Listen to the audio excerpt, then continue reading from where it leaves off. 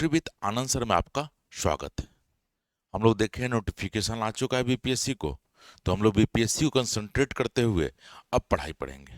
Actually मेरा मकसद क्या होगा, समय तो बहुत कम है, तो हम दो प्रोग्राम चलना करेंगे। सबसे पहले हम लाइव प्रोग्राम स्टार्ट करेंगे ताकि हम दो एक आपका जो कम्युनिकेशन है हमारे साथ वो हो सके। एक्चुअली क्या है, वीडियो में क्या होता है, वन वे ट्रांजेक्शन होता है। आप एक तरफ से बोल रहे होते, बच्चे क्या रिस्पॉन्स है कहना मुश्किल हो जाता है। ठीक है, इसलिए हम एक लाइव प्रोग्राम लेके आएंगे और इसी सप्ताह के अंत तक लाएंगे, ये क्लियर है। ठीक है, हाँ, उसको लेकर थोड़ा इशू है कि हमारे पास उतना इंफ्रा नहीं है। हमारे पास उतना इंफ्रा नहीं है कि क्या किया जाए। कि मान लीजिए जैसे इन्वर्टर है, लाइन कट गया तो क्या होगा, तो फिर देखते हैं। कट जाएगा तो देखा जाएगा, फिर रिकॉर्डेड कर दिया जाएगा। ठीक है, आप लोगों से एक रिक्वेस्ट होगा कि एक सजेस्टेड टाइम बता दीजिए कि किस टाइम में आप लोग फ्री रहेंगे या किस टाइम को आप लोग पसंद करेंगे देखना। और उसमें एक बाइंडेशन यह होगा कि शाम में 7 बजे के बाद ही संभव है, इसलिए सुबह का टाइम नहीं दीजिएगा। शाम में 7 बजे के बाद जब देखा जाए तब आप बोलिएगा, लाइव क्लास हो जाएगा। दूसरा चीज क्या है कि हम चाहेंगे क्वेश्चन बैंक के माध्यम से भी कुछ सिखाया जा सकता है। तो हम पहले क्या करेंगे, प्रीवियस ईयर बीपीएससी जितना 10 साल 12 साल का पूछा है उसका 20 क्वेश्चन लेकर डिस्कस करेंगे। और स्वाभाविक क्वेश्चन के माध्यम से बहुत कुछ सिखाया जा सकता है और ये ट्रैप पकड़ा जा सकता है कि बीपीएससी किसी सेक्शन से कैसे पूछती है क्वेश्चन और क्यों पूछती है। ठीक है, इसलिए उसको भी देखेंगे। तीसरा चीज कोशिश क्या रहेगा कि हम जितना भी टॉपिक पढ़ाएं उसका रिलेटेड क्वेश्चन बैंक डिस्कस कर दें। जैसे हमने बंगाल पढ़ा दिया, आज कर्नाटक वार भी पढ़ा के खत्म करेंगे। आज तो शायद नहीं हो पाएगा, कल हम इसको खत्म करेंगे। तो सबसे पहले यूरोपियों का आगमन और कर्नाटक वार से स्टार्ट करेंगे कि जो जो प्रीवियस क्वेश्चन पूछ चुका है। मेरा व्यक्तिगत मानना है कि आप लाख कितना भी तरह का क्वेश्चन का सेट का प्रैक्टिस कर लीजिए, लेकिन एग्जाम में पूछे हुए क्वेश्चन का स्तर अलग होता है, क्योंकि वो एक एग्जामिनर अपने पॉइंट ऑफ व्यू से चेक करता है। इसलिए मेरा मकसद रहेगा कि सबसे पहले जो एग्जाम में क्वेश्चन पूछा गया उसको कैसे डील किया जाए। क्योंकि होता क्या है, बच्चे अब जो दौड़ आएगा 2 महीने के बाद तरह तरह का प्रोग्राम लेके आएंगे। सब 90 days programme, 50 days programme, 60 days programme. और उस प्रोग्राम का मकसद क्या होगा कि जितना ज्यादा बच्चों को अट्रैक्ट किया जा सके। और लास्ट मोमेंट बच्चा केवल क्वेश्चन ही बनाते रह जाता है और वो क्वेश्चन कौन सेट कर रहा है, क्या कर रहा है, कोई मतलब नहीं होता है। तो मेरा जो व्यक्तिगत मानना होगा कि हम लोग एग्जामिनेशन में जो क्वेश्चन पूछा गया है उसको भी डालें। अच्छा, लाइव सेशन में तो लेक्चर होगा ही होगा, क्वेश्चन बैंक का डिस्कशन तो होगा ही होगा, लेकिन बीपीएससी का जो क्वेश्चन बोल रहे हैं वो लाइव सेशन नहीं होगा। उसके लिए वीडियो जाएगा, रोज 15 से 20 क्वेश्चन रोज डिस्कस करेंगे और उसके माध्यम से उस टॉपिक को पूरा समझाने का प्रयास करेंगे। ठीक है, तो आज का टॉपिक हम लोग अब स्टार्ट करते हैं। एक्चुअली हम लोग क्या किए थे, हम लोग उत्तर भारत को देख चुके थे। उत्तर भारत में कैसे ब्रिटिशर्स बंगाल में सुप्रीम स्थापित कर लिया। तो हम लोग बैटल ऑफ बक्सर भी देखे, बैटल ऑफ पलासी भी देखे और अद्वैत शासन भी देखे। इतना तो क्लियर हो गया कि अब उत्तर भारत में ब्रिटिशर्स का हाथ पकड़ने वाला कोई नहीं है। अब वो एकमात्र यूरोपियन है जो पूरी तरह बंगाल को शोषण करने के लिए तैयार है। दूसरा चीज हम लोग क्या देखेंगे, दक्षिण भारत में उसकी स्थिति क्या है। तो दक्षिण भारत में स्थिति समझने से पहले थोड़ा दक्षिण भारत को देख ले तो ज्यादा अच्छा रहेगा। तो सबसे पहले हम लोग आज का जो टॉपिक है वो कैसे चलेगा वो देख ले। एक्चुअली क्या किया गया है ना कि इतना कम समय में टाइप संभव नहीं है, इसलिए हम हैंड रिटन नोट्स ही लेके आएंगे और थोड़ा उसको बड़ा कर दिए हैं ताकि पढ़ सके आप। ठीक है, जैसे देखिए आज का जो टॉपिक है विषय सूची, तो उसमें हम लोग क्या क्या पढ़ेंगे।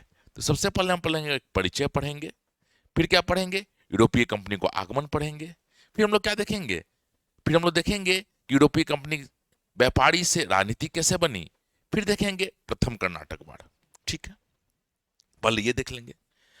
और इसके बाद तो सबसे पहले हम शुरू करते हैं टॉपिक से, एक परिचय। अब परिचय का मतलब क्या हुआ, परिचय का मतलब यहाँ ये हो गया, परिचय का मतलब सीधा ये हो गया कि थोड़ा सा एक इंट्रो देखते हैं साउथ इंडियन में, मतलब बेसिकली कर्नाटका का, कर्नाटका क्या है, तो इसको मैप के थ्रू समझने का प्रयास करते हैं। कोरोमंडल समुद्र तट और उसके पीछे की भूमि थी जो मैसूर की पश्चिमी पहाड़ी माला द्वारा अलग होती थी। इसके उत्तर में इसके उत्तर में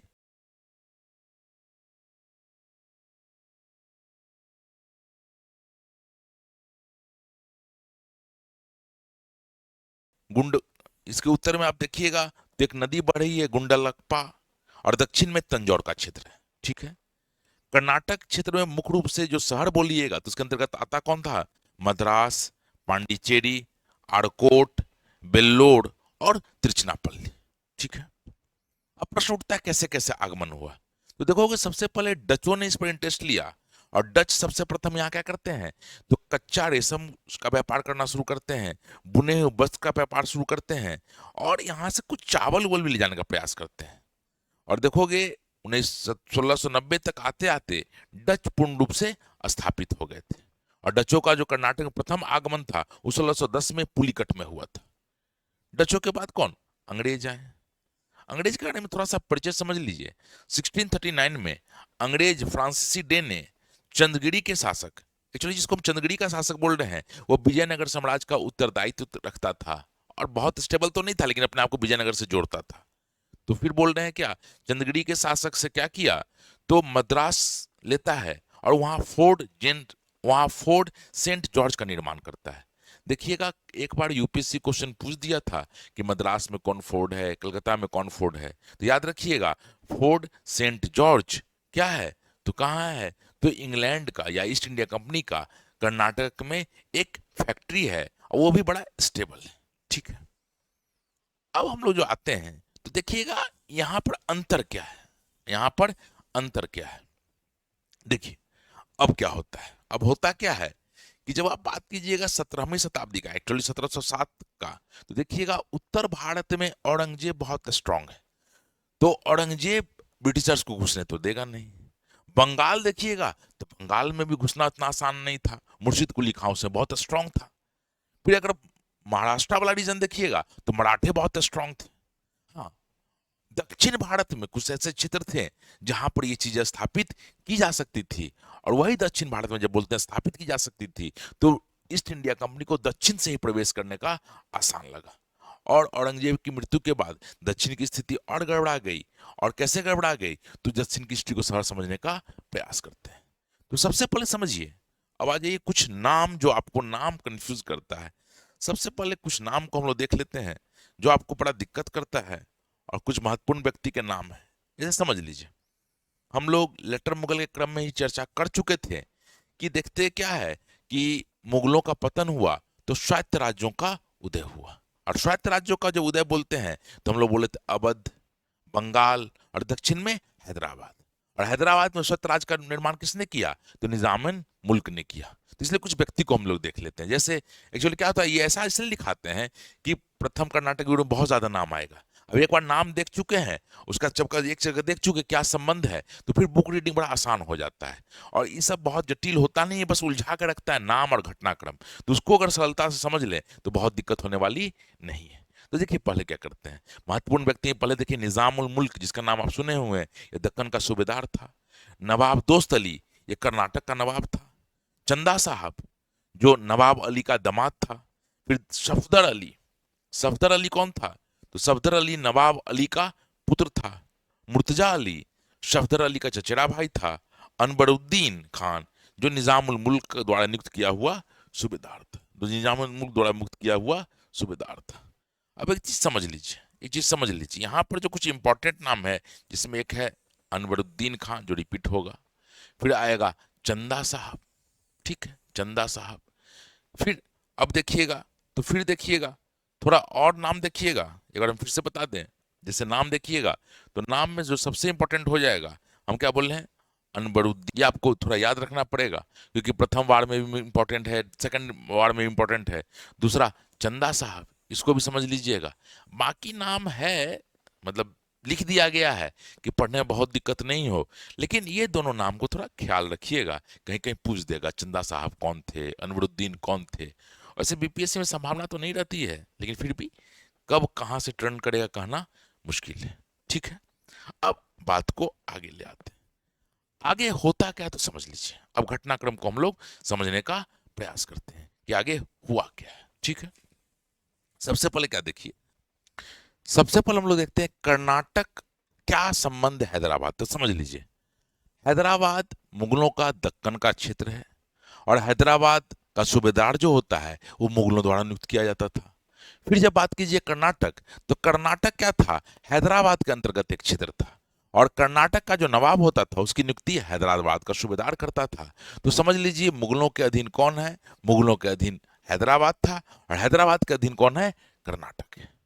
अब देखो, जैसे ही औरंगजेब मरता है तो हमने क्या बताया, निजामुल मुल्क दक्कन का सूबेदार है और कोशिश करता है कि दक्कन को स्वतंत्र किया जाए। ठीक है, अब कोशिश तो करता है निजामुल मुल्क, लेकिन निजामुल मुल्क के लिए इतना आसान नहीं है, क्योंकि दक्कन में मराठे भी हैं और मुगल भी एक दबाव बना के रखेंगे। इसलिए वो मुख्य रूप से किस पर ध्यान रखता है? मराठों पर, और मुख्य रूप से ध्यान रखता है मुगलों पर। लेकिन इसी बीच में क्या होता है, कर्नाटक का जो नवाब है वो भी अपने आप को एक तरह से स्वतंत्रता बिहेव करता है और स्वतंत्र की भूमिका निभाना शुरू करता है।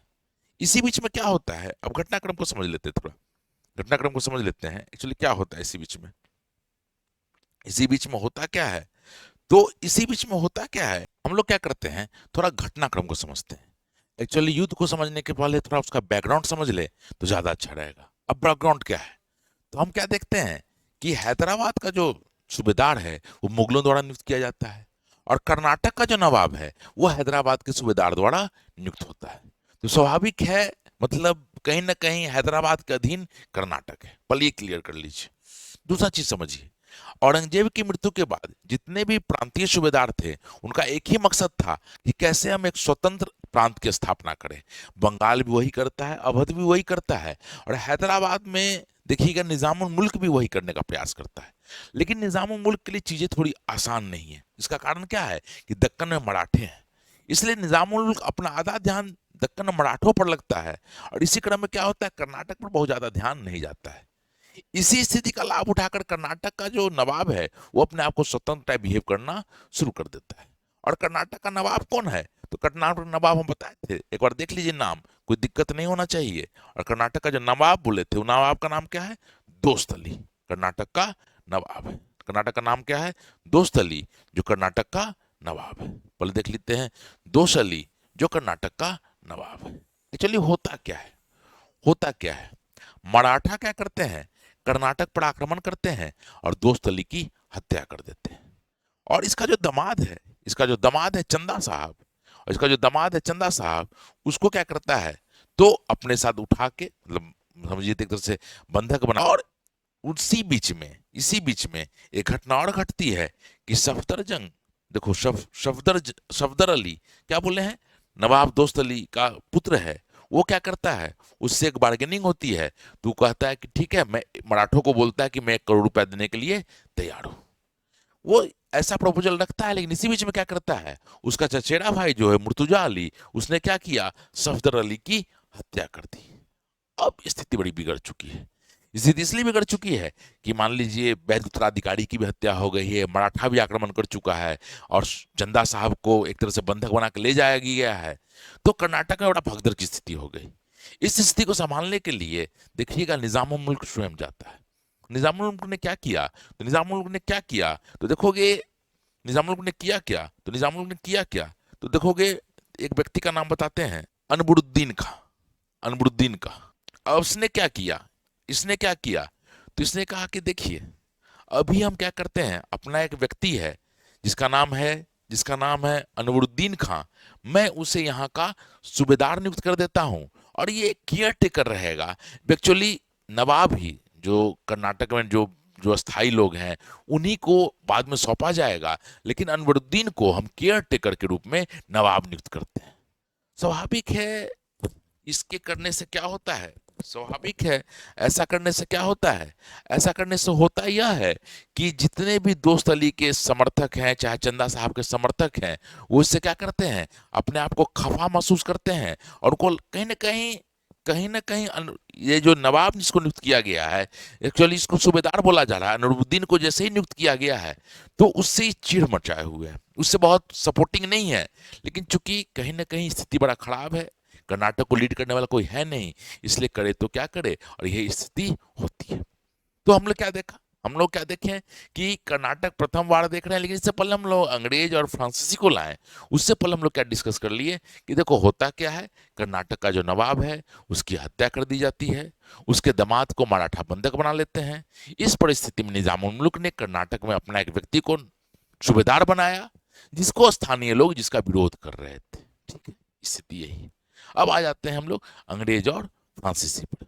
होता क्या है, देखिए कर्नाटक प्रथम वार जो बोलिएगा, प्रथम युद्ध जो है वो बेसिकली क्या है, तो घटनाक्रम देख लीजिए, घटनाक्रम देख लीजिए आप, घटनाक्रम में देखिएगा तो हम लोग क्या देख रहे हैं, पहला घटनाक्रम में क्या देख रहे हैं, ए में बताए हैं, यूरोप में ऑस्ट्रेलियाई उत्तराधिकारी का युद्ध प्रारंभ। यह युद्ध भारत का युद्ध नहीं है, बेसिकली क्या है, यह यूरोप का युद्ध है। यूरोप का युद्ध है मतलब क्या, यूरोप में ऑस्ट्रिया में कौन गद्दी पर बैठेगा, इसके लिए यूरोप में फ्रांसीसी और यूरोप ब्रिटेन लड़ रहे थे। और उसी युद्ध का परिणाम कहाँ, अमेरिका में भी देखा जा रहा था, और उसी युद्ध का परिणाम भारत में भी देखा जा रहा था। तो ये बेसिकली भारत से संबंधित युद्ध नहीं था, यूरोप की लड़ाई अमेरिका में गई और वही लड़ाई भारत में आई। तो होता क्या है, तो होता क्या है, देखिएगा यहाँ पर क्या बोल रहे हैं, अमेरिका में स्पेन तथा फ्रांसीसी दोनों साथ मिलकर रह रहे थे और भारत में भी इसका प्रभाव पड़ा। अब कैसे शुरू हुआ तो समझते हैं, कैसे शुरू हुआ तो समझते हैं, एक्चुअली हुआ क्या था। पहला घटनाक्रम हो गया, दूसरा समझिए, दूसरा क्या हुआ। अब यहाँ जो फ्रांस का जो गवर्नर है डुप्ले, वो बात करता है किससे, ब्रिटिश से, कि भाई हम लोग युद्ध नहीं करेंगे, युद्ध करने से हमारा लॉस है। लेकिन अंग्रेज इसके लिए तैयार नहीं थे, और सबसे पहले अंग्रेज का जो अधिकारी है, देखो अंग्रेज प्रारंभ करता है, याद रखिए प्रारंभ किसने किया, तो अंग्रेजों ने प्रारंभ किया। और अंग्रेज का जो अधिकारी है, जिसका नाम क्या है, जिसका नाम हम बताए हैं बार्नेट, बार्नेट, जिसका नाम हमने क्या बताया है, बार्नेट बताया है। वो क्या करता है, जिसका नाम हमने क्या बताया है, बार्नेट बताया है, वो क्या करता है, सबसे पहले आक्रमण कर देता है। बार्नेट ने आक्रमण कर दिया। स्वाभाविक है डुप्ले इसके लिए तैयार नहीं था, इसलिए डुप्ले ने क्या किया, नवाब अनवरुद्दीन की मदद मांगी, नवाब अनवरुद्दीन की मदद मांगी कि भाई आपके क्षेत्र में ये हो रहा है और आपको ये रक्षा करना आपका कर्तव्य जनता है। देखोगे बंगाल में भी यही हुआ था, बंगाल ने भी क्लाइव में क्या कहा था, बंगाल में जब देखोगे तुम सिराजुद्दौला को देखोगे, तो सिराजुद्दौला ने क्लाइव को सबको क्या कहा कि आपकी रक्षा मेरी जिम्मेदारी है, इसलिए आप दुर्गीकरण न करें। तो स्वाभाविक है डुप्ले ने जाकर अनवरुद्दीन को कहा कि भाई आपके क्षेत्र में मैं रह रहा हूं, हम पर प्रहार हो रहा है, आप मदद कीजिए। अनवरुद्दीन को लगा कि मदद तो किया जा सकता है, लेकिन उसके पास सशक्त नौसेना नहीं थी, इसलिए उसने कोई स्पष्ट जवाब दिया ही नहीं और टालना शुरू कर दिया। एक्चुअली अनवरुद्दीन को डर था मैं लड़ने गया और नौसेना नहीं है तो कोई हार गया तो जो इज्जत वो भी खत्म हो जाएगा, इसलिए उसने हस्तक्षेप नहीं किया। अब डुप्ले के पास कोई उपाय नहीं था, तो बताया जाता है डुप्ले ने क्या किया, मॉरिशस के, उसका जो मॉरिशस में भी क्षेत्र था, तो डुप्ले ने मॉरिशस के ला बुर्देन से मदद मांगी। और जब वही आता है, और जब वो आता है तो चीजें बदल जाती हैं, और कहीं ना कहीं फ्रांसीसी का पड़ला भारी होता है। और देखोगे जो थोड़े बहुत लोग बचे थे उस कलकत्ता की ओर भाग गए, हुगली की ओर भाग गए, अंत में क्लाइव बच गया, तो क्लाइव को सरेंडर भी करना पड़ा, आत्मसमर्पण करना पड़ा। तो यहां तक चीजें ये है। अब आगे क्या होता है, आगे क्या होता है, फिर चीजें बदलती हैं। हम लोग क्या देखें, अब क्या होता है, अब चीजें क्या बदलती हैं, तीसरा पॉइंट में देख रहे हैं, सी में हम लोग क्या देख रहे हैं, यहाँ क्या होता है। देखें कि फ्रांसीसी हावी हो चुका है, अब ब्रिटिशर्स का कोई चॉइस नहीं है। अब ब्रिटिशर्स एक चाल के तहत क्या करते हैं, फिर अनवरुद्दीन के पास जाते हैं और अनवरुद्दीन को बोलते हैं आप मेरी मदद कीजिए। देखो इससे पहले फ्रांसीसी भी गए, लेकिन अनवरुद्दीन ने मदद नहीं किया। अब ब्रिटिशर्स जाते हैं, अब अनवरुद्दीन को क्या लगता है, इस नवाब को क्या लगता है कि अब वो अगर सबक नहीं सिखाएगा तो उसकी प्रतिष्ठा खत्म हो जाएगी। और दूसरी बात उसको लगा कि स्थल सेना तो मेरा मजबूत है ही, और यह युद्ध स्थल का युद्ध था, इसलिए उसने क्या किया, महफूज, देखिएगा तुम देखोगे, महफूज खां के नेतृत्व में एक विशाल सेना भेजी, एक विशाल सेना भेजी मतलब क्या, लगभग बोला जाता है 10,000 लोगों की सेना भेजी थी। लेकिन देखोगे डुप्ले ने क्या किया, एक छोटा सैनिक मतलब 230 उसके आसपास फ्रांसीसी थे और 700 आसपास इंडियन लोग थे, ये छोटा सेना से इसने क्या किया, महफूज खां को हरा दिया। हराया कहाँ, तो ये भी देख लीजिए, डुप्ले ने छोटी सेना ने अद्यार नदी के तट पर सेंट थोमे का युद्ध में उसको पराजित किया। अब स्वाभाविक है यहां पर क्या हुआ, जब पराजित हो गया तो स्वाभाविक है अंततः क्या हुआ, अंततः क्या हुआ, जो नवाब की जो प्रतिष्ठा थी, जो ताकत था, वो खत्म हो गया। और यहाँ पे एक लेसन मिला कि छोटी सी यूरोपीय सेना को अगर ढंग से ट्रेंड किया जाए और भारतीयों को शामिल कर लिया जाए तो किसी भी भारतीय सेना से काफी पावरफुल होगा। यह युद्ध आगे करवट लेता, उससे पहले क्या हुआ, तो देखोगे 1748 में एक्सला सापल की संधि हुई और इस संधि के तहत युद्ध समाप्त हो गया। मजबूरी में मद्रास अंग्रेजों को वापस देना पड़ा फ्रांसीसियों को।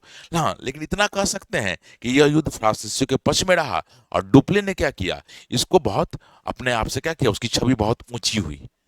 तो यहाँ पर यह युद्ध प्रारंभ भले ही अंत हो गया हो, लेकिन देखेंगे तुरंत द्वितीय युद्ध भी होगा, और ये अंत नहीं है, समझिए तो एक लगातार दो युद्ध और होगा, और उसके बाद ही यह अंत होगा। ठीक है फिर